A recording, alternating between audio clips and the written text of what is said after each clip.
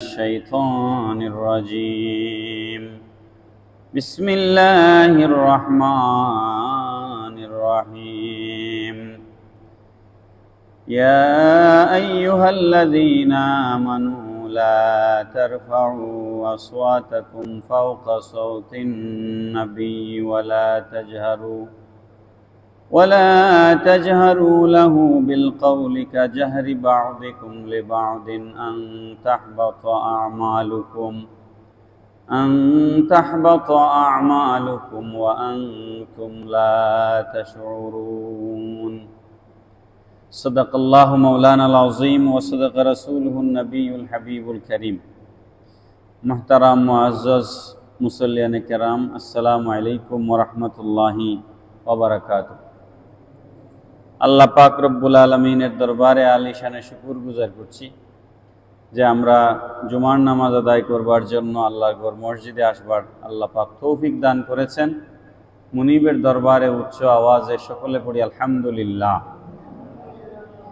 ইয়া রব্বি লাকাল হামদু কামা ইয়ানবাগি লিজালালি ওয়াজহিকা ওয়া কাদিমি সুলতানিক। মুহতারাম মুআজ্জাজ হাজিরিন, সূরা হুজরাতের 2 নম্বর আয়াতে কারিমা আপনাদের সামনে তেলাওয়াত করেছি। এই আয়াতে কারিমা তেলাওয়াত করার উদ্দেশ্য হচ্ছে এই আয়াতে কারিমার ভিত্তিতে আমি আপনাদের সামনে নবী পাক সাল্লাল্লাহু তাআলা আলাইহি সাল্লামের শানে শব্দ প্রয়োগের ক্ষেত্রে ইসলামের যে নির্দেশনা রয়েছে, কোরআন এবং হাদিস আমাদেরকে যে সতর্ক বাণী দিয়েছে, সেটার উপরে আমি আজকে আপনাদের সামনে কিছু কথা বলবো।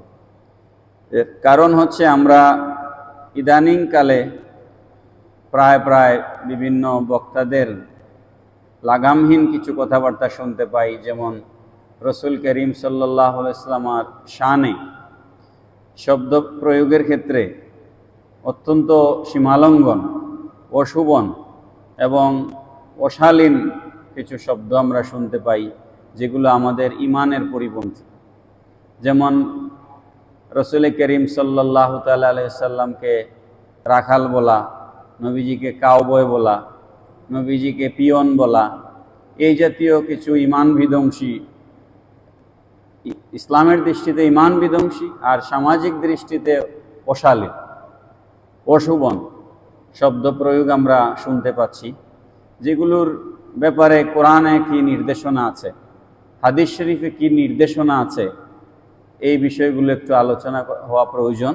এই জন্য আমি সূরা হুজরাতের 2 নম্বর আয়াতে কারিমা আপনাদের সামনে তেলাওয়াত করেছি।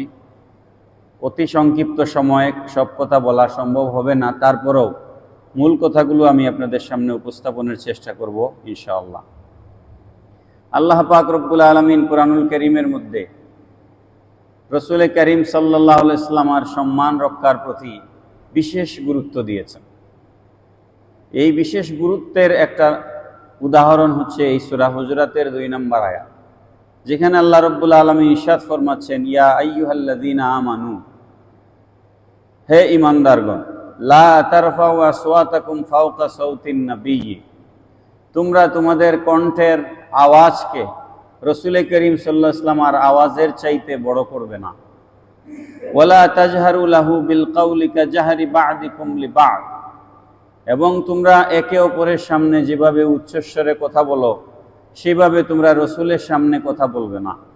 যদি বলো আন তাহবাতু আমালুকুম, তোমাদের জীবনের সঞ্চিত অর্জিত সমস্ত আমল বরবাদ হয়ে যাবে, ওয়া আনতুম লা তাশউরুন, তোমাদের আমল যে নষ্ট হয়ে গিয়েছে এটা তোমরা বুঝতেই পারবে না, এটা তোমরা টেরেই পাবে না। এই হচ্ছে আয়াতে কারিমার সহজ সরল বাংলা অনুবাদ। এই আয়াতের মধ্যে আল্লাহ পাক রব্বুল আলামিন আমাদেরকে কয়টা নির্দেশনা দিয়েছেন দেখুন। প্রথম হচ্ছে লা তারফাউ আসওয়াতাকুম ফাওকা সাওতিন নবী, নবীজির আওয়াজ গলা, নবীজির কণ্ঠ মোবারকের আওয়াজের ভলিউমের চাইতে তোমাদের আওয়াজ যেন বড় না হয়। সুবহানাল্লাহ। 2 নম্বর হচ্ছে ওয়ালা তাজহারু লাহু বিল কাউল, তোমরা যখন কথা বলো তখন একে অপরের সাথে যেভাবে কথা বলো, কাজাহরি বা'দিকুম লিবা'দ, এইভাবে তোমরা রসুলের সামনে গিয়ে কথা বলবে না। পড়েন সুবহানাল্লাহ। আপনারা দেখবেন প্রত্যেকটা জায়গার কিছু নিয়ম কানুন আছে। আপনার পার্লামেন্ট কিভাবে পরিচালিত হবে তার কিছু বিধিবিধান আছে। সংসদে একজন সংসদ নেতা থাকেন, একজন সংসদ উপনেতা থাকেন, একজন বিরোধী দলীয় নেতা থাকেন, একজন স্পিকার থাকেন। স্পিকার সংসদকে নিয়ন্ত্রণ করেন, কে বক্তব্য দিবেন, কে দিবেন না, কার মাইক বন্ধ করে দিবেন, এগুলো স্পিকার করে থাকেন।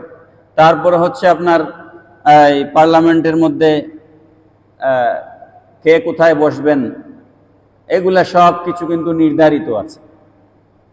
সরকারি দল কোন পাশে বসবে, বিরোধী দল কোন পাশে বসবে, এগুলো আমরা আইন করে তৈরি করেছি। এটা হচ্ছে দেশীয় আইন।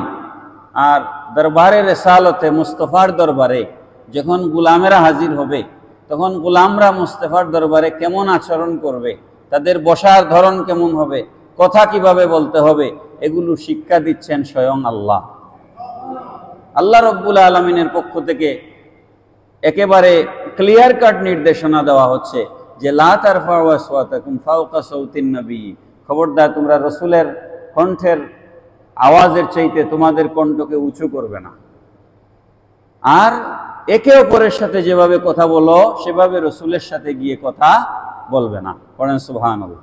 যদি এটা করো আনতাহবাতা আমালুকুম ওয়া আনতুম লা তাশউরুন, তুমি মনে করবে আমি বড় ইসলামী চিন্তাবিদ, তোমার মনে মনে ধারণা থাকবে আমি বুজুর্গ, আমি বিশাল বড় ইসলামিক নেতা, কিন্তু রসুলের শানে বেয়াদবি হওয়ার কারণে তোমার জীবনের সমস্ত আমল বরবাদ হয়ে গেছে, তুমি বুঝতেও পারো নাই। সুবহানাল্লাহ। এরপরে আল্লাহ পাক রব্বুল আলামিন 3 নম্বর আয়াতের মধ্যে কি বলতেছেন দেখেন। কণ্ঠস্বর বড় না করে নিচু করলে আল্লাহ পাক বলতেছেন পুরস্কার আছে। পড়েন সুবহানাল্লাহ। নবীজির দরবারে গিয়ে কণ্ঠস্বর নবীজির আওয়াজের চাইতে উঁচা না করে নিচু করলে আল্লাহর পক্ষ থেকে পুরস্কার আছে।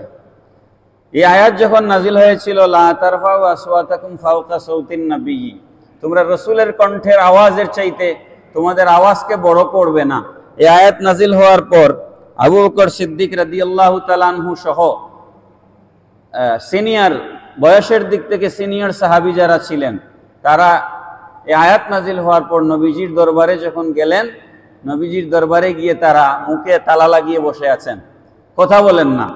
নবীজি কিছু জিজ্ঞেস করলেও তাদের ভেতর থেকে কথা বের হচ্ছে না। তখন নবীজি বললেন কি হয়েছে তোমাদের? তখন সিদ্দিক আকবর রাদিয়াল্লাহু আনহু মুখের ভিতর থেকে একটা পাথর বের করলেন। মুখের মধ্যে পাথর দিয়ে তিনি নবীজির দরবারে গিয়েছেন যাতে করে আমার মুখ থেকে কোনো কথা বের না হয়ে যায় আর বেয়াদবি হয়ে যায়। এই জন্য কথা যেন বলতে না পারি, কথা আটকায় দেওয়ার জন্য মুখে পাথর ঢুকায় দিয়েছেন। সুবহানাল্লাহ। নবীজি বললেন কি হয়েছে তোমাদের, কথা বলছো না কেন? আবু বকর সিদ্দিক বলেন ইয়া রাসূলুল্লাহ, আয়াত নাজিল হওয়ার পর ভেতরে এমন ভয় তৈরি হয়েছে যে আপনার সামনে এসে যদি কথা বলি আর যদি কোনো কথা যদি বেয়াদবি হয়ে যায় তাহলে তো জীবনের যা অর্জন করেছি সব বরবাদ হয়ে যাবে। নবীজি তখন বললেন না, এটা তোমাদের জন্য এই আয়াত নাজিল হয় নাই, এটা নাজিল হয়েছে যারা আমার দরবারে এসে আমার দরবারের আদব বুঝে না, এই দরবারের রাসালতের আদব যারা বুঝে না। আল্লাহ পাক এত রাজি হয়ে গেলেন সাহাবায়ে কেরামের উপরে, কোরআনে আয়াত নাজিল করে দিলেন ইন্নাল্লাযীনা ইয়াগুদ্দুনা আসওয়াতাহুম ইনদা রাসূলিল্লাহ। আল্লাহ পাক 3 নম্বর আয়াত সূরা হুজুরাতের আল্লাহ পাক বললেন ইন্নাল্লাযীনা ইয়াগুদ্দুনা আসওয়াতাহুম ইনদা রাসূলিল্লাহ, যারা রসুলের নিকটে গিয়ে, রসুলের বৈঠকে, রসুলের মজলিসে গিয়ে, রসুলের কাছে বসে যারা তাদের আওয়াজকে, গলার কণ্ঠস্বরকে যারা নিচু করে ফেলেছে, উলাইকাল্লাযীনা ইমতাহানাল্লাহু কুলুবাহুম লিত্তাকওয়া, আল্লাহ পাক রব্বুল আলামিন এদের অন্তরকে তাকওয়ার জন্য পরীক্ষা করে নিয়েছেন। এদের অন্তরকে তাকওয়ার জন্য পরীক্ষা করে নিয়েছেন, আর এরা তো আল্লাহর পরীক্ষায় পাশ করে ফেলেছে। পড়েন সুবহানাল্লাহ। লাহুম মাগফিরাতুন ওয়া আজরুন আযীম। আমার রসুলের দরবারে এসে চুপ করে নীরবতা অবলম্বন করার কারণে আমি আল্লাহ তাদের পরীক্ষায় উত্তীর্ণ করেছি, আর এর পুরস্কার হচ্ছে লাহুম মাগফিরা, আমি আল্লাহ এদেরকে ক্ষমা করে দিয়েছি। ক্ষমা কি আপনারা মনে করতেছেন ছোট পুরস্কার, কিছু দিলে বড় পুরস্কার? ক্ষমা, আল্লাহ বলতেছেন আমি এদেরকে ক্ষমা করে দিয়েছি। যাকে আল্লাহ মাফ করে দিয়েছেন তার মানে হচ্ছে সে আল্লাহর প্রিয় পাত্র হয়ে গিয়েছে এবং জান্নাত তাদের জন্য অবধারিত হয়ে গেছে। পড়েন সুবহানাল্লাহ।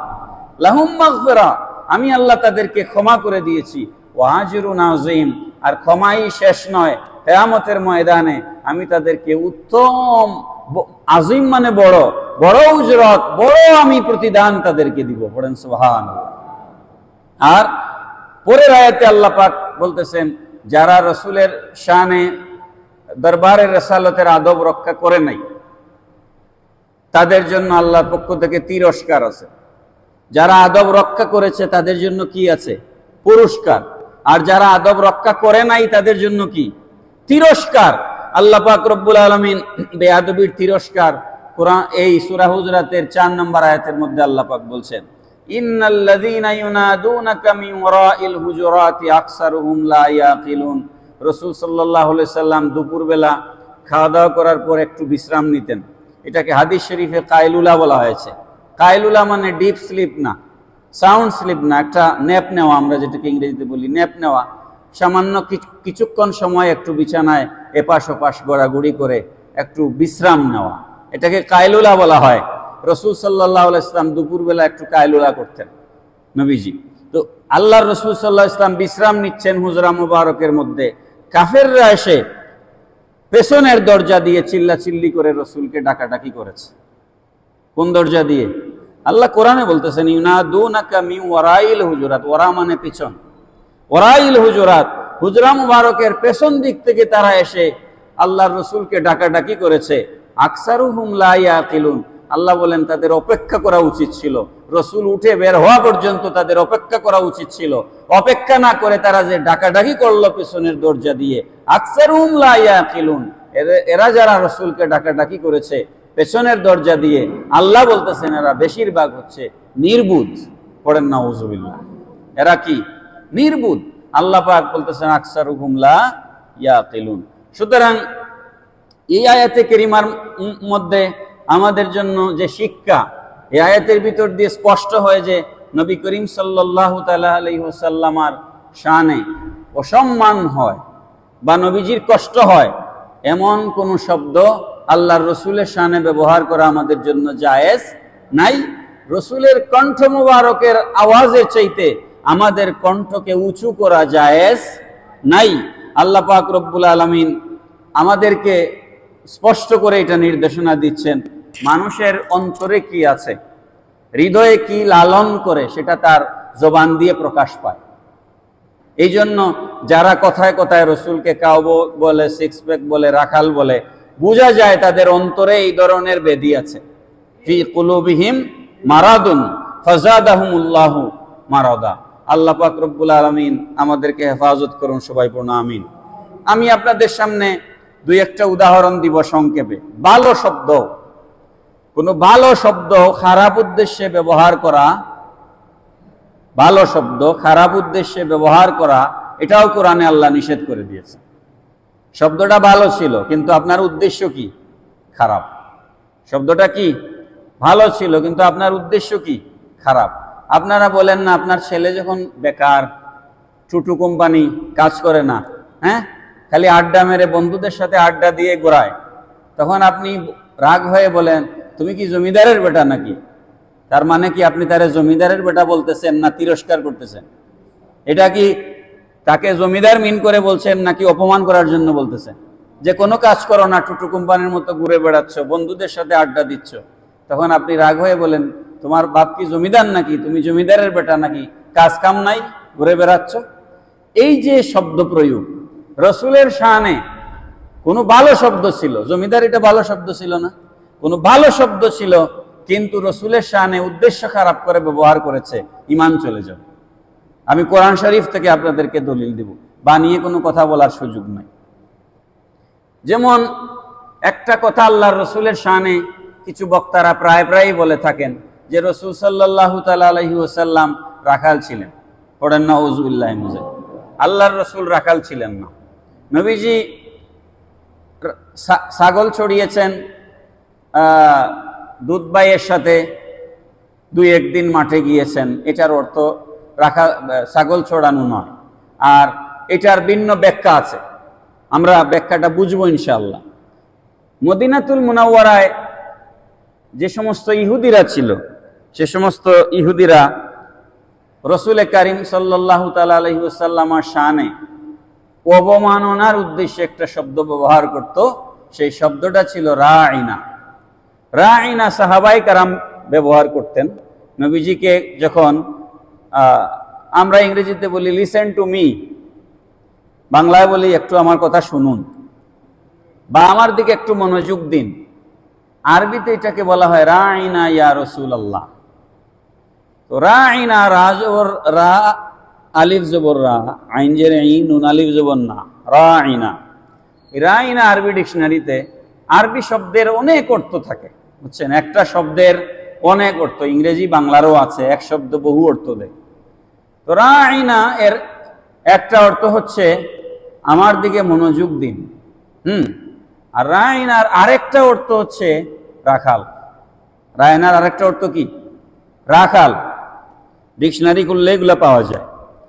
তো ইহুদিরা নবী পাক সাল্লাল্লাহু আলাইহি সাল্লামের দরবারে এসে রাঈনা বলে মনে মনে তারা রাখাল উদ্দেশ্য করত, কিন্তু সাহাবায়ে কেরাম রাঈনা বলে নবীজিকে কি উদ্দেশ্যে বলতেন? যে আমার কথাটা একটু শুনুন ইয়া রাসূলুল্লাহ। সাহাবায়ে কেরামের উদ্দেশ্য কি ছিল? ভালো। কিন্তু ইহুদিরা এই সুযোগটা নিয়েছে, তারা গিয়ে বলে তোমরাও রাঈনা বলতেছো, আমরাও রাঈনা বলতেছি, অসুবিধা তো নাই, কিন্তু মনের ভিতরে তাদের উদ্দেশ্য কি? খারাপ। তারা রাঈনা বলে নবীজিকে রাখাল বলার উদ্দেশ্য করত। ইহুদিদের মনের খবর আল্লাহ জানেন কিনা? বুঝতেছেন আমার কথা আপনারা? ইহুদিদের মনের খবর আল্লাহ জানেন। তারা কিন্তু গিয়ে বলে নাই আমরা আপনাকে রাখাল বলতে আসছি, এই কথা বলে নাই। মনে মনে তারা রাখাল ধারণা করতেছে, করে তারা রাঈনা বলে নবীজিকে অবমাননার উদ্দেশ্যে রাঈনা শব্দ ব্যবহার করছে।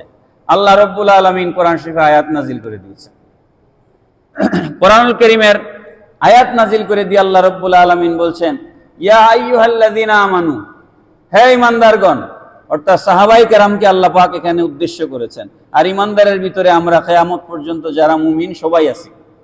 সাহাবায়ে কেরামকে উদ্দেশ্য করে আল্লাহ পাক বলছেন, লা তাকুলু রাঈনা, তোমরা রাঈনা বলে নবীজিকে ডাকতে তোমাদের উদ্দেশ্য ঠিক ছিল, কিন্তু ইহুদিরা যেহেতু খারাপ উদ্দেশ্যে এই শব্দটা ব্যবহার করতেছে, এই জন্য আমি আল্লাহ তোমাদেরকে নিষেধ করছি তোমরা এই শব্দ দিয়ে আর নবীকে ডাকবে না। বড় করে বলেন না সুবহানাল্লাহ।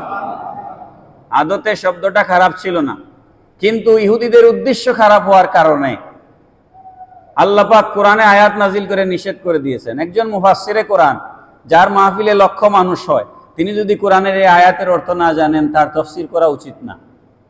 আল্লাহ কোরআনে সরাসরি নিষেধ করলেন লা তাকুলু রাঈনা, আর মুফাসসির ওয়াজ করবার সময় বলল রাসূল রাখাল ছিলেন, তাইলে তার ঈমান আছে?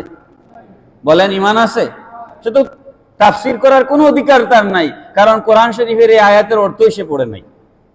এরপরে আল্লাহ পাক বললেন ওয়াকুল উনজুরনা ওয়াসমাউ, তোমরা বরং বলো উনজুরনা ইয়া রাসূলুল্লাহ। বলেন সুবহানাল্লাহ। আল্লাহ শব্দ শিখাইয়া দিলেন। আল্লাহ কি শিখাইয়া দিলেন? শব্দ শিখাইয়া দিলেন। রাঈনা বলবে না, তোমরা কি বলবে? উনজুরনা ওয়াসমাউ, আপনি মেহেরবানি করুন। উনজুরনা মানে আমাদের দিকে মেহেরবানি করুন, ওয়াসমাউ আর দয়া করে আমাদের কথা শুনুন। বলেন সুবহানাল্লাহ।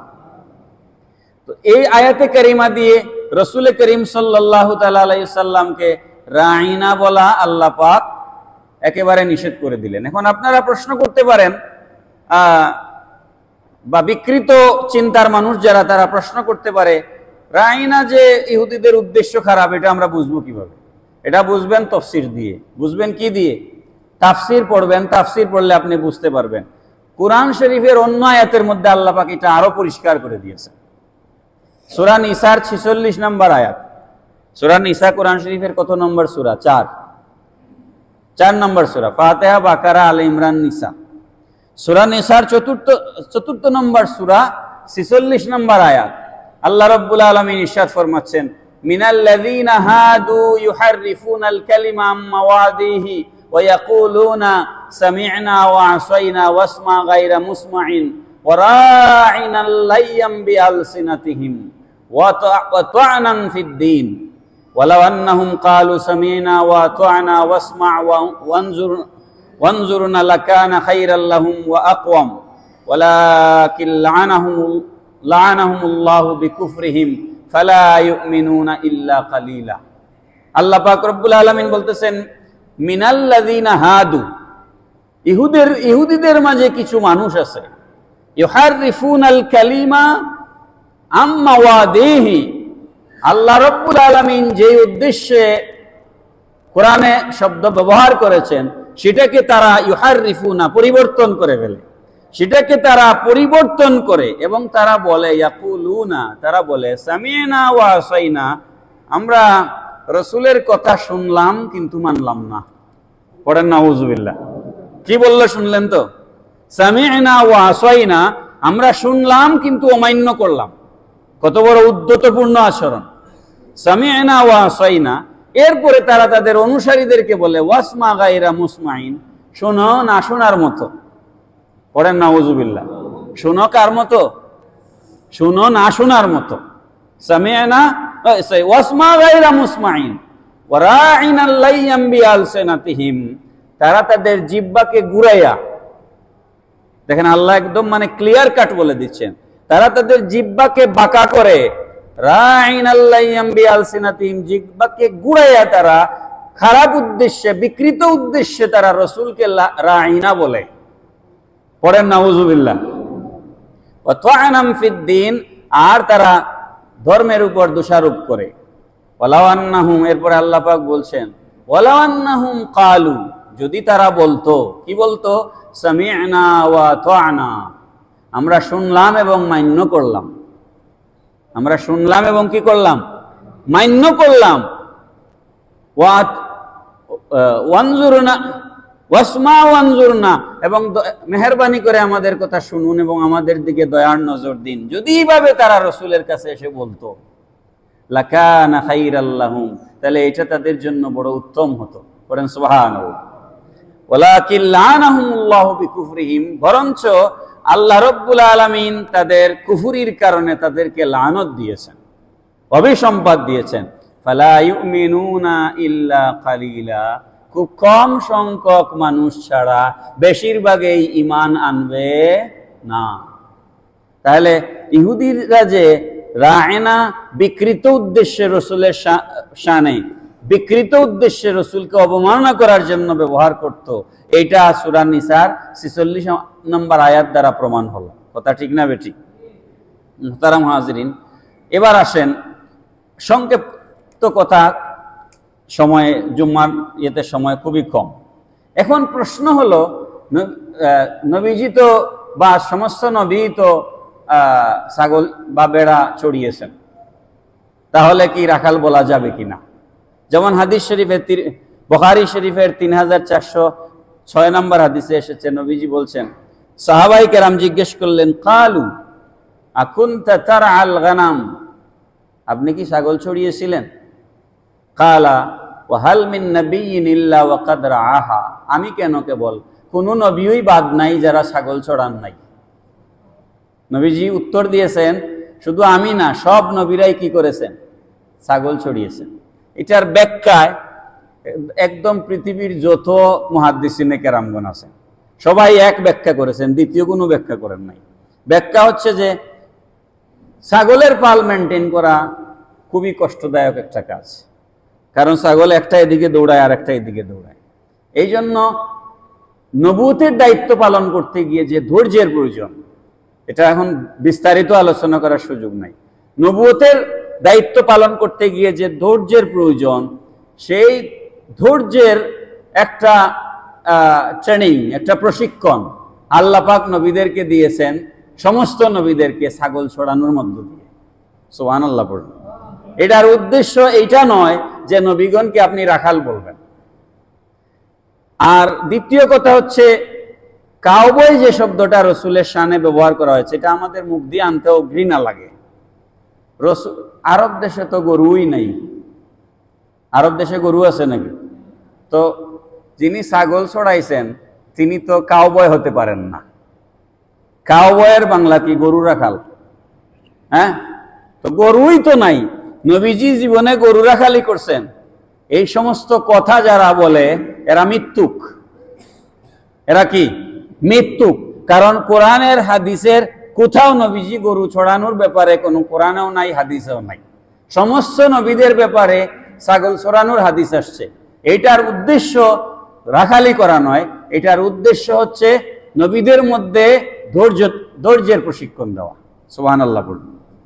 এই কারণে কোনো বক্তা আবার তিনি যদি সেলিব্রিটি হন তাইলে তো এটার বিপদ আরো বেশি। যেমন আমি এখানে বক্তব্য দিচ্ছি, আমি যদি কোনো ভুল করি ক্ষতিগ্রস্ত হবেন আপনারা 200-300-400 মানুষ, তাই না? কিন্তু এমন বক্তা যদি এই জাতীয় কথা বলেন যে যার অনুসারী আছে লাখ লাখ, তাহলে লাখ লাখ মানুষের ঈমান নষ্ট হবে। কথা ঠিক কিনা বলেন? এই জন্য যিনি যত সেলিব্রিটি, যার অনুসারী যত বেশি, তার তত বেশি হিসাব করে কথা বলা উচিত। কি আমার কথা আপনারা বুঝতেছেন? তার তত বেশি হিসাব করে কথা বলা উচিত। দ্বিতীয় আরেকটা শব্দ আসেন, রাসূল সাল্লাল্লাহু আলাইহি সাল্লামকে আল্লাহ পাক কুরআনুল কারীমে উম্মি বলেছেন। কি বলেছেন? কি? উম্মি। এই উম্মি দিয়ে আমাদের কিছু ভাইয়েরা রাসূলকে নিরক্ষর প্রমাণ করার চেষ্টা করেন। জোরে বলেন নাউজুবিল্লাহ। উম্মি শব্দের ব্যবহার কোরআন শরীফে এসেছে সূরা আরাফ 157 নম্বর আয়াত, আরো আছে কয়েকটা আয়াতের মধ্যে। আমি সময়ের জন্য সবগুলো আপনাদেরকে বলবো না, আমার সামনে নোট আছে।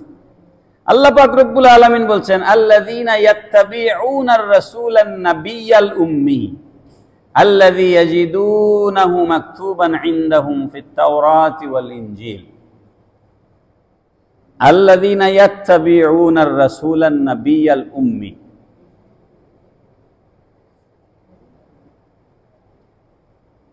ওই রসুল যাকে যারা অনুসরণ করে, যিনি হচ্ছেন নবী উম্মি, নবিউল উম্মি, যিনি কি নবিউল উম্মি। এখন এই উম্মি শব্দের ডিকশনারির মধ্যে আপনি অনেকগুলা অর্থ পাবেন। উম্মি শব্দের একটা অর্থ আছে নিরক্ষর, একটা অর্থ কি আছে? নিরক্ষর আছে। কিন্তু আপনি রাসূল সাল্লাল্লাহু আলাইহি ওয়াসাল্লামকে রাসূলের শানে নিরক্ষর শব্দ ব্যবহার করতে পারবেন না।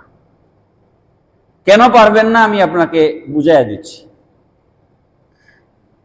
আমরা রাসূল সাল্লাল্লাহু আলাইহি ওয়াসাল্লামকে উম্মি শব্দের অর্থ আমরা রাসূলের শানে করি আনটিউটর। ইংরেজিতে বলা হয় আনটিউটর।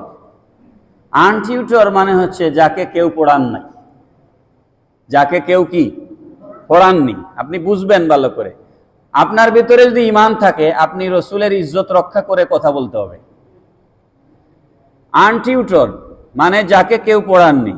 আপনারা পৃথিবীতে এমন কোন আলেম আছেন যিনি বলতে পারবেন যে রাসূলকে কেউ পড়িয়েছেন? কেউ বলতে পারবেন? হ্যাঁ, রাসূলকে পড়িয়েছেন আল্লাহ। কে পড়িয়েছেন? কোথায়? আর রহমান আল্লামাল কোরআন। আর রহমান পরম করুণাময়, করুণাময় রহমান, যিনি আল্লামাল কোরআন, তিনি কোরআন শিক্ষা দিয়েছেন। পড়েন সুবহানাল্লাহ। তো রাসূলকে কে শিক্ষা দিয়েছেন? বলেন কে শিক্ষা দিয়েছেন? তো আল্লাহ উস্তাদ হয়ে রাসূল ছাত্র হওয়ার পর আপনি যদি মনে করেন রাসূল অক্ষর জানতেন না, তাইলে আপনি উস্তাদকে কই মানলেন আর ছাত্রকে কোথায় মানলেন? মানলেন? মানা হইল না। আসুন, সামনে আরো কথা আছে। হাদিস শরীফে নবীজি বলেছেন, ইন্না উম্মাতুন উম্মিয়াতুন, আমরা হচ্ছে উম্মি জাতি। আমরা কি জাতি? তো নবীজি বলেছেন ইন্না উম্মাতুন উম্মিয়াতুন, আমরা পুরা জাতি উম্মি। তার মানে কি আমরা কেউ লেখাপড়া জানি না? বুঝতেছেন আমার কথা? নবীজি বলেছেন আমরা কি জাতি? উম্মি জাতি। তো উম্মি অর্থ যদি কেবল নিরক্ষরই হয়, তাহলে তো আমিও তো অক্ষর জানার কথা না, আপনিও অক্ষর জানার কথা না। নবীজি বলছেন ইন্না উম্মাতুন উম্মিয়াতুন লা নাকতুবু ওয়ালা নাহসুবু, আমরা লিখি না, হিসাব করি না। আশ-শাহরু হাকাযা হাকাযা, ইয়ানি মাররাতান 29 মাররাতান 30। তবে হ্যাঁ, আমরা হিসাব রাখি, আরবি মাস হয় 29 দিন হবে, না হলে 30 দিন হবে। পরের হাদিসটা দেখেন, তাইলে আরো পরিষ্কার হবে। নবীজি বলছেন আল ঈমানু বিদউন ওয়া সাবউনা শুবা, ঈমানের 70-এর অধিক শাখা রয়েছে। এটা মাদ্রাসায় ক্লাসে আমাদেরকে উস্তাদরা পড়িয়েছেন। আল ঈমানু বিদউন ওয়া সাবউনা শুবা, ঈমানের 70-এর অধিক কি রয়েছে? শাখা রয়েছে। ফাআফদালুহা কাউলু লা ইলাহা ইল্লাল্লাহ ওয়া আদনাহা ইমাতাতুল আযা আনিত তরিক। নবীজি বলছেন ইমানের 70-এর উপরে শাখা আছে, সর্বোত্তম শাখা হচ্ছে লা ইলাহা ইল্লাল্লাহ, এটা স্বীকৃতি দেওয়া। আর সবথেকে ছোট শাখা হচ্ছে রাস্তা থেকে মানুষের কষ্টদায়ক জিনিস সরিয়ে দেওয়া। পড়েন সুবহানাল্লাহ। তার মানে কি দাঁড়ালো? এখানে অনেক উলামায়ে কেরাম আছেন, এখানেও আছেন, আমি চিনি এরকম আলেম উলামা এখানে আছেন। এখন বলেন আপনারা, বিদউন ওয়া সাবউন, বিদউন ওয়া সাবউন, আরবিতে বিদউন বলা হয় 1 থেকে 9 পর্যন্ত সংখ্যাকে বিদউন বলা হয়। বিদউন বা দাদ আইন, বিদউন। সাবউন মানে 70, তো 70-এর সাথে আপনি বিদউন ওয়া সাবউন, এটাকে কিন্তু আমাদের দেশের ট্রাফিক পুলিশ যারা আছে, আমাদের দেশে তো দুর্নীতি আপনারা জানেন। ধরেন আমার কিন্তু ড্রাইভিং লাইসেন্স আছে, এই জন্য আমি পড়ছি লাইসেন্স নিতে গেলে কি কি লাগে, এগুলা পড়ার কারণে আমি জানি। এখন ড্রাইভিং লাইসেন্স ছাড়া যদি কেউ গাড়ি চালায়, ড্রাইভিং লাইসেন্স ছাড়া, তাহলে তার মামলা কত টাকা জানেন? 35,000 টাকা। এখন ধরেন আপনি ড্রাইভিং লাইসেন্স ছাড়া গাড়ি চালাচ্ছেন, পুলিশ আপনারা আটকাইলো, 35,000 টাকার মামলা দিবে আপনাকে। আপনি যদি 2,000 টাকা তার পেছন দিকে দিয়ে দেন, তাইলে মামলা আর দিবনি? বলেন। কিন্তু পৃথিবীতে এগুলো নাই, পৃথিবীতে এগুলো আর কোথাও নাই। এটা শুধু আমাদের এই সোনার বাংলাদেশেই আছে, আর কোথাও নাই। এই কথাটা আমি এই কারণে বলছি, এখন গাড়ির জন্য স্পিড লিমিট আছে। স্পিড লিমিট ধরেন বলছে এই রাস্তায় 60 কিলোর বেশি আপনি গাড়ি চালাইতে পারবেন না। স্পিড লিমিট কত? 60। তার মানে 60 এর অর্থ হচ্ছে বিদুন, ওই যে বিদুন আছে না, মানে 69 পর্যন্ত আপনি চালাইতে পারবেন। 69, এটা সারা পৃথিবীতে। আপনি অস্ট্রেলিয়া যান, কানাডা যান, আমেরিকা যান, গাড়ির রাস্তায় লেখা আছে 80, তার মানে আপনি 89 পর্যন্ত চালাইতে পারবেন। 90-তে গেলেই আপনি মামলা খাবেন। এটাকে বলা হয় বিদুন, 9 পর্যন্ত। এখন এই যে নবীজি বললেন বিদউন ওয়া সাবউনা শুবা, ইমানের 70-এর অধিক শাখা আছে, 70 থেকে 71, 72 থেকে 79 পর্যন্ত হইতে পারে। এই সংখ্যাগুলো নবীজিকে কে শিখাইল? নবী যদি একেবারেই কিছুই জানেন না, তাইলে এই সংখ্যাগুলো নবীজি কিভাবে বললেন? আর একটা হাদিস শুনেন, খুবই ইন্টারেস্টিং। এটা আমি কয়েকদিন আগে আপনাদের সামনে বলেছিলাম। এটা খুব লম্বা সূরা হাদিস, 2 পৃষ্ঠা, প্রায় 2 পৃষ্ঠার হাদিস। আমি মেইন কথাটা আপনাদেরকে বলছি। নবীজি যখন উমরা করতে গিয়েছিলেন, তখন বিদায় হজ্জের আগে উমরা করতে গেলেন, তখন মক্কার কাফেররা নবীজিকে বাধা দিয়েছিল, আপনারা জানেন। বাধা দেওয়ার প্রেক্ষিতে আল্লাহর রাসূল হুদায়বিয়ার ময়দানে তাবু গাড়লেন। হুদায়বিয়ার ময়দানে তাবু গেড়ে ওখান থেকে উসমান গনি জিন্নুরাইন রাদিয়াল্লাহু তাআলা আনহুকে নবীজি পাঠাইলেন কোথায়? মক্কায়, দূত হিসাবে। দূত, যাও তুমি গিয়ে তাদেরকে বলো যে আমরা যুদ্ধ করতে আসি নাই, আমরা উমরা করতে আসছি। তখন তারা উসমান রাদিয়াল্লাহু তাআলা আনহুকে কি করলো? বন্দী করে ফেলল। বন্দী করে, এখানে লম্বা সূরা ঘটনা, শেষমেশ একটা শান্তি চুক্তি, যেটাকে সুলহুল হুদায়বিয়া, সুলহুল হুদায়বিয়া বলা হয়, হুদায়বিয়ার সন্ধি। একটা শান্তি চুক্তিতে উপনীত হলেন রাসূল সাল্লাল্লাহু আলাইহি সাল্লাম আর মক্কার কুরাইশরা। তো কুরাইশদের দলের নেতা যে ছিল, তার নাম ছিল সুহাইল বিন আমর। কি নাম? সুহাইল বিন আমর। তো সুহাইল বিন আমর আর নবীজি এক জায়গায় বসছেন হুদায়বিয়ার চুক্তি লেখার জন্য। 14টা ধারা ছিল হুদায়বিয়ার সন্ধিতে, 14টা চুক্তি লেখা হয়েছে। তো চুক্তি লেখা শেষে নিচে লেখা হলো হাযা মা কাদা আলাইহি মুহাম্মাদুর রাসূলুল্লাহ সাল্লাল্লাহু আলাইহি ওয়াসাল্লাম। এই চুক্তিটা মুহাম্মদুর রাসূলুল্লাহ সাল্লাল্লাহু আলাইহি ওয়াসাল্লামের পক্ষ থেকে সম্পন্ন হচ্ছে। তখন ফাকালু, তখন কুরাইশরা বলল, বা আমর বিন সুহাইল বিন আমর এবং তার দলরা বলল, লা নুকাররিরু বিহা, আমরা এটা মানি না, আমরা এটা তকরার করি না। ফালাউ নালামু আন্নাকা রাসূলুল্লাহ মা মানাআনাকা, আমরা যদি আপনাকে রাসূলুল্লাহ মানতাম তাইলে চুক্তির তো দরকার ছিল না, আমরা তো আপনাকে রাসূলুল্লাহ মানি না। লাকিন আনতা মুহাম্মদ ইবনে আব্দুল্লাহ। সুহাইল বিন আমর বলল, বরং আমরা আপনাকে মুহাম্মদ ইবনে আব্দুল্লাহ হিসেবে মানি, মুহাম্মদ ইবনে আব্দুল্লাহ হিসেবে মানি। কালা, তখন নবীজি বললেন, আনা রাসূলুল্লাহ ওয়া আনা মুহাম্মদ ইবনে আব্দুল্লাহ। সুবহানাল্লাহ পড়বেন না? নবীজি বললেন তোমার কথা ঠিক, আমি রসুলুল্লাহ, আমি মুহাম্মদ ইবনে আব্দুল্লাহ, দুইটাই সত্য। সুবহানাল্লাহ বলেন। আমি রসুলুল্লাহ, এটাও সত্য, তোমার কথাও সত্য। সুম্মা কাল আলী আলীন, চুক্তিটা যিনি লিখতেছিলেন কাগজে, তিনি ছিলেন হযরত আলী রাদিয়াল্লাহু আনহু। কাগজ কলম কার হাতে? আলীর হাতে। কার হাতে? আলীর হাতে। এটা বুখারী শরীফের হাদিস ভাই, আপনারা গড়ে গিয়ে দেখে নিয়েন, 2699 নম্বর হাদিস। বুখারীর কত নম্বর? 2699, লেবাননের ছাপা। আর ইসলামিক ফাউন্ডেশন বাংলাদেশের ঢাকায় যেটা ছাপছে বাংলা অনুবাদ বুখারী, এটা হইল 2519 নম্বর হাদিস। আপনারা গড়ে গিয়ে মিলাই নেবেন। সুম্মা কাল আলী আলীন, তখন নবীজি বললেন, আলী উম্মহু রাসূলুল্লাহ, আলী তুমি রাসূলুল্লাহ শব্দটা কেটে দাও। রাসূলুল্লাহ শব্দটা কি করো? কেটে দাও। কালা, আলী রাদিয়াল্লাহু আনহু বললেন, লা, না, ওয়াল্লাহি, আল্লাহর কসম, লা আমহুকা আবাদা, আমার জান থাকতে আমি আপনার নামের থেকে রাসূলুল্লাহ শব্দ কাটবো না। সুবহানাল্লাহ পড়েন। আমার জান থাকলেও আমি আপনার নাম থেকে রাসূলুল্লাহ কাটবো না। ফাখাযা রাসূলুল্লাহ সাল্লাল্লাহু আলাইহি ওয়াসাল্লাম আল কিতাব, তখন রাসূলুল্লাহ সাল্লাল্লাহু আলাইহি ওয়াসাল্লাম হযরত আলীর হাত থেকে কাগজ কলম নিয়ে নিলেন। নবীজি নিজেই হযরত আলীর হাত থেকে কাগজ কলম নিয়ে নিলেন। তারপর নবীজি নিজে লিখলেন, হাযা মা কাদা আলাইহি মুহাম্মদ ইবনে আব্দুল্লাহ। আওয়াজ করে বলেন না সুবহানাল্লাহ। এটা মুহাম্মদ ইবনে আব্দুল্লাহর পক্ষ থেকে সম্পাদিত হলো। শান্তি প্রতিষ্ঠার জন্য নবীজি নিজের নাম থেকে রাসূলুল্লাহ বাদ দিয়ে দিয়েছেন। সুবহানাল্লাহ। আর আমরা ক্ষমতায় যাওয়ার জন্য মানুষ মেরে শেষ করে ফেলতেছি। হ্যাঁ, কি অবস্থা! রসুল শান্তির জন্য নিজের নাম থেকে রাসূলুল্লাহ কেটে দিয়েছেন। তো এখান আমি যেটা বোঝানোর জন্য এত কথা বললাম, আপনারা বলেন, রসুল যদি লেখাপড়া না জানেন তাহলে রাসূলুল্লাহ কাটলেন কিভাবে আর মুহাম্মদ ইবনে আব্দুল্লাহ লিখলেন কিভাবে?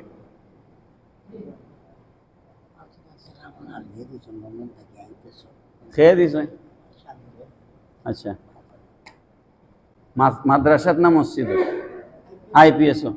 আচ্ছা, তো আপনারা কি বুঝলেন বুখারী শরীফের এই হাদিস দ্বারা? কি বুঝলেন? রসুল লেখাপড়া জানতেন না, কিন্তু আল্লাহ পাক দুনিয়ায় তার কোনো উস্তাদ রাখেন নাই। কেন? দুইটা কারণে। কয়টা কারণে? দুই কারণে। প্রথম কারণ হচ্ছে, রসুলের থেকে শ্রেষ্ঠ কোনো সৃষ্টি আল্লাহ সৃষ্টি করেন নাই। ছাত্র যদি নাসার বিজ্ঞানী হয়ে যায়, আমি শাহজালাল ইউনিভার্সিটির শিক্ষক, আমার ছাত্র যদি অক্সফোর্ডের ছাত্র হয়ে যায়, তারপরেও সে আমাকে পাইলে সালাম করবে। কথা ঠিক না বেঠিক? আমার ছাত্র আমাকে ছাড়িয়ে যদি আকাশ ছোঁয়, তারপরেও সে আমার থেকে বড় নয়। কথা ঠিক না বেঠিক? মক্তবে আলিফ বা তাসা যে হুজুর আমাদেরকে পড়াইছিলেন, আমি এখন যেটাই দাবি করি, আপনারা যাই বলেন, উনি বিশ্ববিখ্যাত আলেম, উনি এটা উনি ওটা, আমরা আলেমদেরকে এরকম বলি না? শাইখুল হাদিস, মুফাসসিরে কোরআন, মুহতামিম, মাদ্রাসার প্রিন্সিপাল, তিনিও তো মক্তবে আলিফ বা কোনো হুজুরের কাছে পড়ছেন। ওই হুজুর থেকে তিনি বড় না। কথা ঠিক না বেঠিক? উস্তাদের কাছে ছাত্র কোনোদিন বড় হয় না, পিতামাতার সামনে সন্তান কোনোদিন বড় হয় না। আল্লাহ পাক রব্বুল আলামিন এই সুযোগ রাখেন নাই। নবীর জন্য দুনিয়াতে কোনো উস্তাদের ব্যবস্থা করেন নাই, নিজেই উস্তাদের দায়িত্ব নিয়েছেন। দ্বিতীয় কথা হচ্ছে, রসুল যদি দুনিয়াতে কারো কাছে লেখাপড়া শিখতেন, তাইলে মক্কার কাফেররা বলতো যে কোরআন নাজিল হচ্ছে এটা মুহাম্মদ বানায় বানায় লিখতেছে। তো আল্লাহ পাক বলতেছেন, আমি তো উনারে তোমাদের কাউরে দিয়া লেখাপড়া শিখাইই নাই, তো উনি লিখবেন কি? সুবহানাল্লাহ বলেন। উনি যদি কিছু বলেন, উনি যদি কিছু করেন, সেটা আমি আল্লাহর বলা, উনার নিজের নয়। সুবহানাল্লাহ। মা ইয়ানতিকু আনিল হাওয়া ইন হুয়া ইল্লা ওয়াহয়ু ইউহা। নবী নিজের থেকে বানিয়ে কিছুই বলেন না, আল্লাহ যা বলতে বলেন নবী তাই বলেন। বলেন সুবহানাল্লাহ। সময় নাই, আমি কি বলবো বলেন। সর্বশেষ গত 2 সপ্তাহ আগে আমাদের বাংলাদেশে একটা ঘটনা ঘটেছে। চাঁদপুরের একজন ইমাম মসজিদে বয়ান দিতে গিয়ে রসুলকে পিয়ন বলেছে। তার ইমান আছে? ইমান নাই। শোনেন, আল্লাহর পক্ষ থেকে কোরআন এসেছে, তারা যেটা বুঝাইতে চায়, আমাদের কাছে আনিয়ে কোরআন দেওয়া হয়েছে, মাঝখানে রসুল আনিয়া দেওয়ার দায়িত্ব পালন করছেন, এই জন্য রসুল পিয়ন। আপনাদের দিমাগ কি এতই? গু খাইলেন আপনি? গোবর খাইছেন? গোবর? পিয়ন সরকারি চাকরির সর্বনিম্ন একটা পদ। আমি যে অফিসে চাকরি করি সেখানেও পিয়ন আছে না নাই? বুঝবেন ভালো করে। পিয়ন এটা একটা পদমর্যাদা। পিয়ন এটা একটা কি পদমর্যাদা? এটা হচ্ছে রাষ্ট্রের যে কাঠামো আছে সরকারি চাকরির, সেই কাঠামোর সব থেকে নিচের যে পদ সেটার নাম পিয়ন। আপনি রাষ্ট্রে, আমাদের বাংলাদেশে যে স্কেল আছে, স্কেল গ্রেডিং সিস্টেম, বাংলাদেশে গ্রেড আছে 20টা। কয়টা? 20টা। প্রধানমন্ত্রী গ্রেড 1, প্রেসিডেন্ট গ্রেড 1, হ্যাঁ, ইউনিভার্সিটি প্রফেসররা গ্রেড 1, সচিবরা গ্রেড 1, এইভাবে গ্রেড নিচের দিকে আসছে। যেমন ডিসি গ্রেড 5, ইউএনও গ্রেড 6, এইভাবে গ্রেড আছে। আপনি রসুলকে 20টা গ্রেডের নিচেরটাই বললেন, আপনি ইজ্জতের ইমানদার? আপনি তারপরে আপনি বলেন আপনার ইমান আছে, আপনি আলিম দাবি করেন। রসুলের কাছ থেকে, আল্লাহর কাছ থেকে রসুল কোরআন নিয়ে এসেছেন, এটাকে পিয়ন বলে? এটাকে পিয়ন বলে? এটাকে বলা হয় লাকাদ সাদাকাল্লাহু রাসূলাহু রুইয়া বিল হক লাতাদখুলুন্নাল মাসজিদাল হারামা ইনশাআল্লাহু আমিনিনা মুহাল্লিকিনা রুউসাকুম ওয়া মুকাসসিরিনা লা তাখাফুন ফাআলিমা মা লাম তা'লামু ফাজআলা মিন দুনি যালিকা ফাতহান করিবা হুয়াল্লাযী আরসালা রাসূলাহু বিল হুদা ওয়া দীনিল হক। সুবহানাল্লাহ বলেন। হুয়াল্লাযী আরসালা রাসূলাহু বিল হুদা, তিনি ওই আল্লাহ যিনি তার রাসূলকে হেদায়েত দিয়ে, সত্য দ্বীন দিয়ে জমিনে পাঠিয়েছেন, তোমাদের মতো মানুষদেরকে হেদায়েতের আলোকবর্তিকা দিয়ে জাহান্নাম থেকে জান্নাতের দিকে নিয়ে আসার জন্য। যাকে আল্লাহ হেদায়েতের পথ প্রদর্শক বললেন, হাদি বললেন, যাকে আল্লাহ হক দ্বীন কায়েমের হাদি বললেন, তুমি তাকে পিয়ন বললা, লজ্জা লাগলো না? নাকি ইহুদির ট্যাবলেট খাইছো? এই ধরনের পর্যায়ে যিনি তাকে অ্যাটাক করেছে মেরে ফেলার জন্য, দেশীয় আইনে তিনি অপরাধ করেছেন, ইসলামের আইনে এই লোক সঠিক কাজ করেছে। কারণ গুস্তাখে রসুল, শাতিমে রসুল, দুশ্মনে রসুলের গর্দান উড়াইয়া দেওয়া, এটা ইসলামের ফয়সালা। কিন্তু দেশের আইনে সে এই কাজ, আইন নিজের হাতে তুলে নিয়েছে। কারণ আমাদের দেশে ইসলামিক আইন নাই, যেটাকে ব্লাসফেমি বলা হয়। ব্লাসফেমি আইন যদি বাংলাদেশে থাকতো, রসুলের বিরুদ্ধে কথা বলার সাথে সাথে তার ফাঁসি হইতো। কিন্তু এই আইন তো বাংলাদেশে নাই। সুতরাং কথা তো সময় নাই। আল্লাহ পাক কোরআন শরীফে রসুলকে 4টা দায়িত্ব দিয়ে জমিনে পাঠানোর কথা বলেছেন। কয়টা? রব্বানা ওয়া বা'আস ফীহিম রাসূলাম মিনহুম ইয়াতলু আলাইহিম আয়াতিক। 1 নম্বর ইয়াতলু আলাইহিম আয়াতিক, এই রসুল তোমার আয়াতকে তেলাওয়াত করবেন। 2 নম্বর ওয়া ইউআল্লিমুহুমুল কিতাব, এই রসুল তাদেরকে তোমার কিতাব শিক্ষা দিবেন। 3 নম্বর ওয়াল হিকমা, এই রসুল তার উম্মতদেরকে জ্ঞান বিজ্ঞান শিক্ষা দিবেন। 4 নম্বর ওয়া ইউযাক্কিহিম, এই রসুল তাদেরকে পবিত্র করবেন। পড়েন সুবহানাল্লাহ। কয়টা দায়িত্ব? 1 নম্বর তিলাওয়াতে কোরআন, 2 নম্বর দর্শে কোরআন। 1 নম্বর তিলাওয়াতে কোরআন, 2 নম্বর দর্শে কোরআন, 3 নম্বর হিকমতের জ্ঞান, 4 নম্বর হচ্ছে পবিত্র করা, অন্তরাত্মাকে, নাপাক আত্মাকে পবিত্র করা। এই 4 দায়িত্ব যাকে দেওয়া হয়েছে তিনি নিরক্ষর। হ্যাঁ, তিনি নিরক্ষর। বলেন কিভাবে? বিবেকে বাঁধে না? আর কোরআন শরীফের আয়াতগুলো আপনারা পড়েন না? আমি এখন যে আয়াত আপনাদের সামনে তেলাওয়াত করলাম, রব্বানা ওয়া বা'আস ফীহিম রাসূলাম মিনহুম ইয়াতলু আলাইহিম আয়াতিকা ওয়া ইউআল্লিমুহুমুল কিতাবা ওয়াল হিকমাতা ওয়া ইউযাক্কিহিম ইন্নাকা আনতাল আজিজুল হাকীম। সূরা বাকারার 129 নম্বর আয়াত। কোন সূরা? সূরা বাকারার 129 নম্বর আয়াত। সুতরাং এই জাতীয় শব্দ খুব ভালো করে খেয়াল করবেন। এই জাতীয় শব্দ সামাজিকভাবে অসম্মানজনক, সামাজিকভাবে অশ্রদ্ধাজনক। আমি আমার অফিসে যে পিয়ন আছে, সারা দিন তারে দিয়ে আমি কাজ করাই, কিন্তু আমি একবারও তাকে বলি না এই পিয়নের দিকে আসো। বললে এটা সম্মান হয় না অসম্মান হয়? পিয়নকে আমরা পিয়ন বলে ডাকি? আপনার বাড়িতে যারা গরু রাখার জন্য রাখছেন তারে এই রাখালের দিকে আসো বলে ডাকেন আপনি? কেউ ডাকে? কোনো ভদ্রলোক, কোনো বংশীয় ঘরের মানুষ তার ঘরের কাজের মানুষরে কি এই রাখাল বলে ডাকে? কোনো ভদ্রলোক কি তার অফিসের পিয়নকে এই পিয়নের দিকে বলে ডাকে? আমরা বয়সে ছোট হলে নাম ধরে ডাকি, বয়সে বড় হলে কোনো একটা সম্বোধন করে ডাকি। এই কথাটা আপনারা বেয়াদবি নেবেন না, 2টা মিনিট আপনাদের নষ্ট করব। এই কথাটা বুঝিয়ে দিয়ে আমি আমার কথা শেষ করে দেই। পৃথিবীতে মানুষের সম্পর্কের ধরন হচ্ছে 3 প্রকার। কয় প্রকার? 3 প্রকার। একটা হচ্ছে রক্তের সম্পর্ক।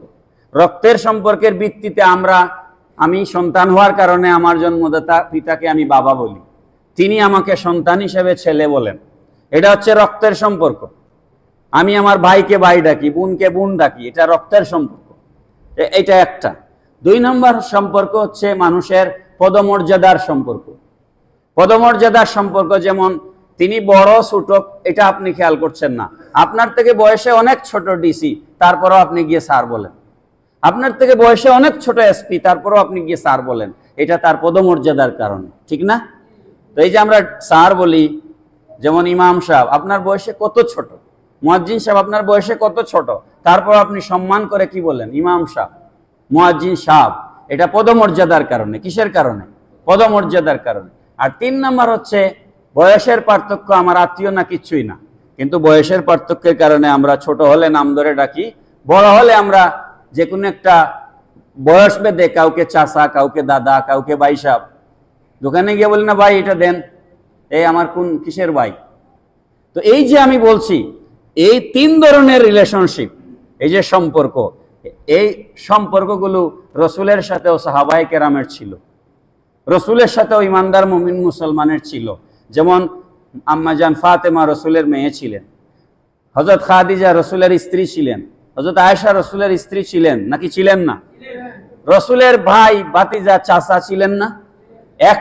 একটা আমি সারা পৃথিবীর আলেমদেরকে চ্যালেঞ্জ করতেছি আজকে, যারা তোমরা ওয়াজ করো, যারা তাফসীর করো, চ্যালেঞ্জ করতেছি, একটা হাদিস আমার সামনে নিয়ে আসো যে রসুলের কোন স্ত্রী রসুলকে স্বামী বলেছেন, রসুলের মেয়ে রসুলকে আব্বা বলেছেন, রসুলের নাতি রসুলকে নানা বলেছেন, রসুলের কোন সাহাবী আত্মীয়তার সম্পর্কের কারণে রসুলকে বাতিজা এদিকে আসো বলে ডেকেছেন, এরকম একটা প্রমাণ দাও।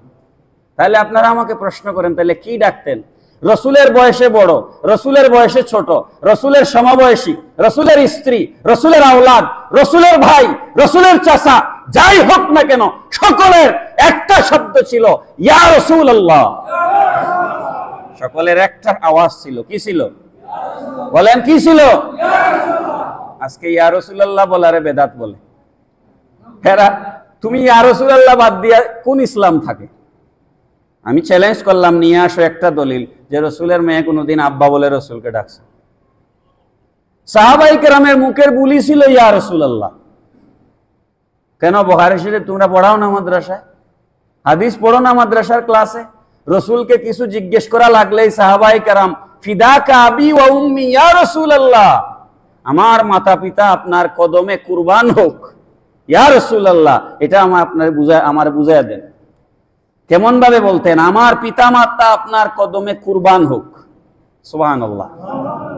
আর বলে রসুল নাকি, আচ্ছা ভাই তুমি মানুষকে ব্যবসার দিকে উদ্বুদ্ধ করবা, কত ফর্মুলা আছে বলার, এই ফালতু উদাহরণ কেন দাও? বলে আল্লাহর রসুল নাকি ক্যারিয়ার শুরু করেছিলেন খাদিজার কর্মচারী হিসেবে। বড় করে বলেন নাউজুবিল্লাহ। আর যুবক ছেলেরা টুকটাক ইংলিশ শুনে পাগল হয়ে যায়। আরে মিয়া, আল্লাহর রসুল 1 সেকেন্ডের জন্য আম্মা জান খাদিজার কর্মচারী ছিলেন না। চ্যালেঞ্জ করে বলছি, খাদিজার ব্যবসা আল্লাহর রসুল দেখাশোনা করেছেন, কর্মচারী হিসাবে নয়। এটা ছিল রসুলের আর খাদিজার পার্টনারশিপ বিজনেস। ইনভেস্টমেন্ট ছিল খাদিজার, টাইম ছিল রসুল্লাহ। খাদিজা বলছেন আমার পক্ষে ওই সিরিয়ায় গিয়া শামে গিয়ে ব্যবসা করা সম্ভব নয়, আপনি নেন টাকা, আমার ব্যবসা আপনি করবেন, পার্সেন্টেজ লাভ আপনার এত আমার এত। এটা কি কর্মচারী বলে না পার্টনারশিপ বিজনেস বলে? রসুল কর্মচারী ছিলেন, এটা হাদিস শরীফের একটা হাদিসেও দেখানোর ক্ষমতা নাই। এগুলা বানোয়াট, মন গড়া, নিজস্ব মন গড়া বক্তব্য আল্লাহর রসুলের ইজ্জতকে ছোট করার জন্য। যদি কেউ অজ্ঞতাবশত এগুলা বলে থাকেন তাইলে তওবা করে ফিরে আসুন। আর যদি জেনে শুনে বলেন তাইলে তার তওবার দরজা বন্ধ, সে তওবাও করতে পারবে না। লা তুকবালু তাওবাতুহু ওয়া ইন তাবা, ফাথুল কাদিরে লেখা হয়েছে, মান শাতামা রাসূলুল্লাহ সাল্লাল্লাহু আলাইহি সাল্লাম আও সাব্বাহু সারা মুরতাদান। কেউ যদি রসুলকে গালি দেয় তাইলে সাথে সাথে সে মুরতাদ হয়ে যায়। লা তুকবালু তাওবাতুহু ওয়া ইন তাবা ওয়াজাবা আলাইহিমুল কতল, তাকে হত্যা করে দেওয়া ওয়াজিব, তাকে হত্যা করে দেওয়া কি ওয়াজিব। সুতরাং আল্লাহ পাক রব্বুল আলামিন আমাদেরকে রসুলের ইজ্জতে যখন আমরা কথা বলবো বুঝে শুনে যেন কথা বলি। কোরআন শরীফের 4 জায়গায় মুহাম্মদ শব্দ আসছে। কয় জায়গায়? সময় নাই আর বলবার। কয় জায়গায়? 4টা জায়গায় কোরআন শরীফে 4 আয়াতে মুহাম্মদ শব্দ আসছে। কোথাও আল্লাহ পাক তার রসুলকে ইয়া মুহাম্মদ বলে ডাকেন না। নিয়ে আসেন, থাকলে দলিল থাকলে নিয়ে আসেন না। আল্লাহ পাক 4টা জায়গায় কোরআন শরীফে রসুলকে মুহাম্মদ শব্দ ব্যবহার করেছেন। কি বলেছেন? সূরা আলে ইমরানে বলেছেন ওমা মুহাম্মাদুন ইল্লা রাসূল, ওমা মুহাম্মাদুন ইল্লা রাসূল, এই মুহাম্মদ সাল্লাল্লাহু আলাইহি ওয়াসাল্লাম রাসূল ছাড়া আর কিছু নয়।